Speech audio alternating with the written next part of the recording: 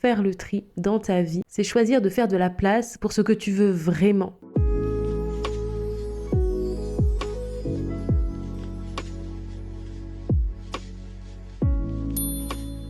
Tu sais ce qui m'a littéralement étouffée en tant qu'hypersensible? Le trop-plein. Trop de pensées, trop d'émotions, des ressentis intenses, trop de oui dans mes relations alors que je pensais non, et finalement zéro espace pour moi. J'ai fini par normaliser le fait d'être envahi par ce plein mental, parce que quand on a l'habitude, eh bien ça finit par devenir un bruit de fond finalement dans sa vie. Et on va pas se mentir, ça impacte clairement notre bien-être et nos relations et les différents aspects de notre vie finalement. Alors oui, j'ai appris à faire un tri, plusieurs tris. Et ça m'a permis de me sentir plus légère, plus confiante et surtout plus moi dans mes relations. Et si de ton côté tu vis la même chose aujourd'hui, que tu te sens submergé de tout, sache que tu peux complètement changer ton quotidien pour le meilleur. Alors aujourd'hui, je vais te partager 4 choses, 4 aspects essentiels où on veut justement faire du tri pour bien vivre ton hypersensibilité et enfin être toi dans tes relations. Donc tu vas voir, à chaque fois, je vais te donner 2 actions très rapides, très concrètes dans chacun de ces 4 aspects. Et crois-moi, ce sont des petites choses accessibles à tous, mais elles peuvent avoir un impact énorme sur ton bien-être. Oui, rien que ça. Ok, la première chose que l'on va vouloir faire, c'est faire le tri dans nos habitudes de consommation. Je m'explique. Je ne parle pas ici de nourriture, en tout cas pas directement, mais je parle bien de ce que tu consommes chaque jour sans même t'en rendre compte. On ne se rend pas assez compte à quel point on ingère, on boit, on se nourrit constamment de ce qui nous entoure. Ici, je te parle notamment de ce que ton cerveau va enregistrer par tes organes sensoriels et notamment par tes yeux. Numéro 1 des récepteurs qui captent le plus d'informations, et tes oreilles, ce que tu entends, ce que tu écoutes. Parce que le fait est qu'on est influencé par notre environnement, justement par nos différents sens. Et c'est là où ça devient intéressant, c'est lorsque tu te rends compte à quel point tu es influencé par ce que tu vois et par ce que tu entends, que tu as la possibilité justement de sélectionner, de ne plus être influencé. Donc comme on est influencé finalement par ce que l'on voit, et ce que l'on entend, pas que, mais majoritairement. Ce qu'on va vouloir faire justement, c'est un tri de consommation dans ce que l'on voit et ce que l'on entend. Les gens qui t'entourent, les créateurs de contenu que tu suis, et d'ailleurs aussi le type de vidéo que tu regardes. Par exemple, moi, à la base, j'adore les vlogs. Ok, je suis une fan des vlogs, mais je me suis rendu compte qu'à part regarder une personne vivre sa vie pendant parfois 1 heure, ça m'apportait pas grand-chose. Et c'est comme si, à travers ce que l'autre personne va vivre dans sa vie, en tout cas dans ce qu'elle montre, je vais me sentir active en regardant cette vidéo, alors même que je suis sur mon canapé depuis 1 heure. Et donc c'est de ça que je parle, quand je parle de trier ce qu'on va regarder, ce qu'on va consommer, ce qu'on va emmagasiner en fait comme information. Alors non, je vais pas te demander de ne plus regarder du tout de vlog par exemple, si c'est quelque chose que tu fais. D'ailleurs, moi-même, j'aime bien un petit peu regarder des vlogs parfois. Mais disons que quand je le fais, déjà, je le fais en conscience, ok? Qu'est-ce que je regarde? Pourquoi? Est-ce que cette personne m'inspire particulièrement ou est-ce que c'est pour me comparer ou est-ce que je veux être au clair avec la raison pour laquelle je regarde cette personne, ok? Est-ce que c'est juste pour me divertir et sans forcément de but particulier, ok? Parce qu'on veut se laisser vivre aussi, hein? Est-ce que ça me va de passer 1 heure devant la télé dans ma journée? Ou est-ce que je sais qu'il y a quelque chose que je veux faire, mais comme j'ai vu qu'il y avait ce vlog qui était sorti, eh bien, je vais le regarder. Bon, ici, je parle de vlog, mais je parle pas que de vlog, ok? Tu prends mes mots avec ton contexte de vie, tes activités, etc., ok? Ici, le but n'est pas de toujours faire quelque chose d'utile dans sa vie. C'est pas une histoire d'utilité en soi, mais bien d'influence d'une certaine manière, parce que ce que je vais regarder, encore une fois, ce que je vais entendre, ce que je vais faire, va influencer aussi mon état intérieur, la manière dont je vais moi-même agir dans mon environnement, etc. Donc, je veux remettre un petit peu en question ton visionnage. Pourquoi je regarde ça? Est-ce que ça me procure du bien-être particulièrement, ou est-ce que c'est juste pour passer le temps, tu vois? Donc, bref, le but, c'est vraiment de faire les choses en conscience, ok? Et donc, pour ce premier tri que l'on veut faire finalement des habitudes de consommation, je vais ici te partager alors 2 actions très concrètes que tu peux faire dès maintenant. La première chose, c'est faire le tri dans le contenu que tu regardes. Typiquement, les gens que tu suis, tu peux regarder, je sais pas, ton feed Insta, ok. Est-ce que réellement je suis ce que cette personne fait ou est-ce que c'est de la comparaison qui est malsaine pour moi, qui est négative? J'ai toujours un ressenti négatif quand je regarde ces contenus. Moi, ce que j'aime bien faire régulièrement, justement, c'est trier mon Insta, les personnes de mon feed, voir un petit peu est-ce que je suis toujours en cohérence avec ce que cette personne dit. Est-ce qu'au contraire, c'est plus une personne qui m'inspire ou même, je dis pas que tout le monde doit t'inspirer, mais c'est plus en tout cas une personne dans laquelle je me reconnais, tu vois. Donc voilà, faire le tri. un petit peu. Ici, je parle d'Instagram, je parle des réseaux sociaux, mais tu peux faire le tri dans ce que tu juges être bon, dans ce que tu entends et dans ce que tu vois. Également, je l'ai évoqué tout à l'heure, mais tu veux aussi faire un tri de la musique que tu écoutes. C'est pareil, on ne se rend pas assez compte à quel point parfois on écoute des musiques qui ont des paroles qui sont absolument pas alignées à nos valeurs, alignées à ce qu'on pense. Tu me diras oui, mais c'est que de la musique. Non, c'est pas que de la musique. Si tu as déjà vécu ce moment où quand tu es triste, tu écoutes des musiques tristes, tu sais très bien que c'est pour un but précis. Te sentir encore plus triste et rester dans ce truc-là. Et parce que ça marche en fait. Des études ont été faites et ont prouvé que la musique que tu vas écouter va influencer ton bien-être. Tout ce que tu peux entendre à la radio, toutes les musiques commerciales, est-ce qu'elles font sens pour toi? Je sais, ça ambiance, je sais, moi la première. Hein. Et quand j'ai eu cette prise de conscience, ok, en fait, je suis pas du tout d'accord avec ce que cet artiste dit, par exemple, ou je sens que c'est pas une bonne énergie pour moi, pas l'instru, hein, je parle des paroles. Parce que l'instru en soi, elle est bien faite justement pour que tu restes quand même malgré les paroles qui sont pas ouf du tout, quoi. D'ailleurs, je t'invite, par exemple, si tu veux prendre encore plus conscience de ça, prendre ta musique préférée, ok, ou prendre une musique que tu entends souvent. Tu ne mets pas la musique, tu lis juste les paroles. Dis-moi si tu es aligné avec ce qui est dit. Encore une fois, c'est un combat de tous les jours. Parce que personnellement, encore une fois, la musique, j'adore la voix dans ma vie. Quand je me réveille, j'aime beaucoup en fait vivre dans la musique. Mais on veut justement faire le tri sur ce qu'on écoute. C'est pareil, tout est dans l'équilibre. Je te dis pas du tout de ne plus du tout écouter de musique.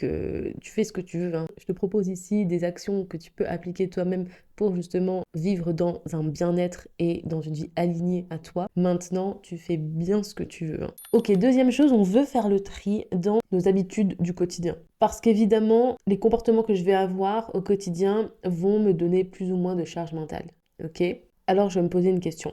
Quelle est l'action que j'ai l'habitude de faire qui va contre mon bien-être aujourd'hui? Par exemple, regarder les news à la télé, est-ce que en soi, ça me procure du bien-être? C'est uniquement anxiogène pour me faire réagir émotionnellement, mais souvent je reste frustrée parce que j'ai ce sentiment d'impuissance face à ce que je peux voir, mais alors je reste dans la peur et je reste dans la colère. C'est juste pas du tout sain pour moi. Clairement, ça j'en ai déjà parlé, je crois que c'était peut-être sur Insta, mais ça entretient uniquement ton hypervigilance, ta méfiance, ton anxiété et donc ça diminue ton bien-être. Ok, après que tu aies justement identifié cette action, cette habitude que tu as, qui tu sais va contre ton bien-être, on va justement appliquer la règle du -1. Par exemple, si tu as l'habitude de boire 7 cafés par jour, ok, tu sais que c'est pas bon pour toi parce qu'on le dit, on le répète et voilà, on le sait. Mais pour autant, c'est une habitude pour toi, donc voilà, c'est compliqué pour toi d'arrêter. Eh bien, je vais appliquer la règle du -1. Ok, j'en bois pas 7, j'en bois 6. Rien que ça. Pour toi, tu peux te dire, ouais, c'est rien, c'est pas ça qui va changer. Crois-moi, c'est les petites actions qui amènent aux grands objectifs. Ok, donc commence par là. Autre exemple, si tu te couches à 1h du matin, par exemple, et que tu aimerais, voilà, avoir un rythme de sommeil assez cadré, assez sain pour toi, ok, j'ai l'habitude de dormir à 1h. Là, j'aimerais bien quand même dormir plus tôt. Ok, je dors à minuit. Dormir à minuit, c'est peut-être trop tard pour certains et c'est pourtant tôt pour d'autres. Ok, donc minuit, c'est très bien. Donc oui, ça paraît minime, mais on ne se rend pas compte à quel point les petites actions comme ça peuvent enclencher un réel changement. Ok, après avoir fait le tri sur ce que l'on consomme au quotidien, dans ce que l'on voit, ce que l'on entend, on veut faire le tri justement sur les habitudes que l'on a qui sont en faveur de notre mal-être ou bien-être justement. Et la troisième chose que je vais te proposer ici, ça va être de faire un tri au niveau de ton investissement relationnel. Ici, je parle de toutes ces promesses implicites que tu fais et ces fausses obligations que tu t'imposes sans même te rendre compte. Ce que je vais te demander de faire, c'est de prendre une feuille. Ok, on va prendre une feuille et on va vouloir noter toutes les choses que tu fais pour être une bonne amie, une bonne fille, une bonne partenaire. Par exemple, répondre vite aux messages, alors même que tu es épuisé, mais tu vas écrire le message alors même que tu sens que tu n'as pas l'énergie pour. Dans cette même idée, ça peut être aussi te rendre disponible pour les gens de manière générale, alors même que tu es fatigué.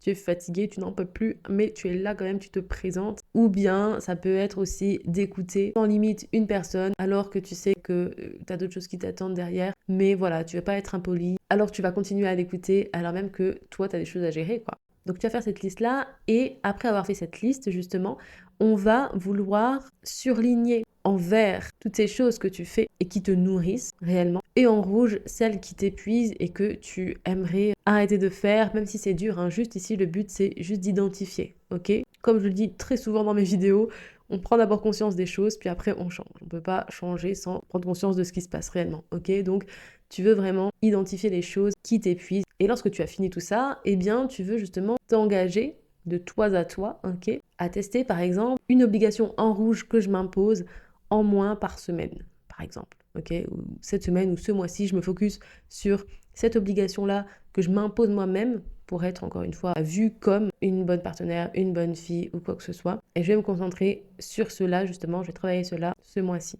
Ok, ici c'est vraiment intéressant comme exercice pour travailler l'importance que tu accordes au regard des autres. Ok, on veut aussi s'en libérer pour s'autoriser justement à être soi-même. Autre chose ici que je te propose, ça va être de faire un test, le test du ressenti, j'aime l'appeler. Par exemple, avant de dire oui à une demande particulière que quelqu'un te fait, tu vas observer ton tout premier ressenti, ton ressenti corporel, avant que ton mental, ta tête te trouve des excuses, ok? Ici, tu veux bien te poser la question, ok, ce ressenti-là que j'ai, c'est un peu une boule de stress, quoi. C'est une boule de stress, mais est-ce que ça veut dire pour autant que je dois pas le faire ou que ça me donne pas envie? Non. C'est plus que ça me fait peur. C'est pour ça que c'est aussi important d'écouter son corps et d'apprendre à écouter les signaux de son corps, parce que ton corps sait toujours ce qui est bon pour toi, ce qui n'est pas bon pour toi, si tant est qu'on l'écoute. Mais donc voilà, le but ici dans cet exercice, c'est vraiment d'écouter justement son ressenti, ses ressentis corporels, avant de dire oui à toute demande extérieure. Je vais te poser la question, est-ce que déjà je veux, moi? Avant de dire oui, j'ai l'habitude de dire oui, ok, mais est-ce que je veux?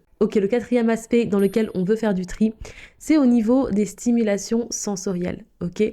Donc, pour son bien-être au quotidien, pour ne pas vivre dans l'hyperstimulation, eh bien, on veut par exemple apprendre à couper nos notifications. Ça peut paraître tellement simple, mais on ne se rend pas compte à quel point ça peut faire un bien fou. Il y a tellement de gens qui, sans cesse, vont recevoir des notifications de partout. De partout. Elles ont une appli de, par exemple, je sais pas, de news, qui va leur balancer 10 000 notifications la journée. Il y a ce coupon de réduction qui vient d'apparaître et qui va du coup donner une notification. L'application pour faire des pas qui nous rappelle sans cesse qu'on doit faire des pas.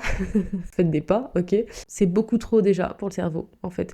D'avoir toujours un téléphone qui sonne, qui s'allume à la moindre notification, c'est un enfer quoi, pour le cerveau. On n'est pas fait pour recevoir autant de choses comme ça là qui viennent nous interrompre dans ce qu'on faisait et justement qui va venir nourrir cette charge mentale, faire le tri un petit peu sur tes notifications. C'est encore une fois une action que tu peux faire le tri sur les applications qui peuvent t'envoyer des notifications, la manière dont tu reçois les notifications. Bref, en tout cas, c'est intéressant de faire un tri parce que ces choses-là qui peuvent apparaître pendant 2 secondes, oui certes, mais qui peuvent s'ajouter à notre charge mentale sans même que l'on s'en rende compte, encore une fois. Tu peux aussi faire une pause justement dans cette charge mentale, dans le trop-plein du quotidien, un exercice très très simple et qui peut vraiment t'aider. Tu vas vouloir ici regarder autour de toi et enlever dans ton environnement 3 objets qui t'agressent ou te fatiguent. Par exemple, des couleurs trop vives, une lumière trop forte, une odeur trop prenante, des papiers en bazar. On veut venir en fait ici créer un apaisement visuel et plus ton espace physique s'apaise, plus au niveau du mental aussi, tu te sens libéré, en tout cas allégé. Ok, donc ces actions que je t'ai données aujourd'hui sont très concrètes et super rapides. Ok, il n'y a rien de compliqué en soi. Ici, on s'adapte clairement à son hypersensibilité sensorielle et à cette charge mentale justement que l'on peut avoir dans la tête. Et par ces actions, tu fais un choix conscient par rapport à ce que tu consommes, par rapport à ce que tu intègres comme information, au lieu de t'imposer finalement plus de choses qui vont contre ton bien-être. Donc bien sûr, ce n'est pas toujours simple. Ton cerveau a tendance à s'accrocher aux mauvaises habitudes, aux anciennes habitudes en fait de manière générale. Mais rappelle-toi que faire le tri dans ta vie, c'est choisir de faire de la place pour ce que tu veux vraiment. Et je te remercie de m'avoir écouté aujourd'hui. Maintenant, si tu veux plus de choses concrètes à appliquer dans ton quotidien pour ton bien-être, je t'invite à regarder cette vidéo.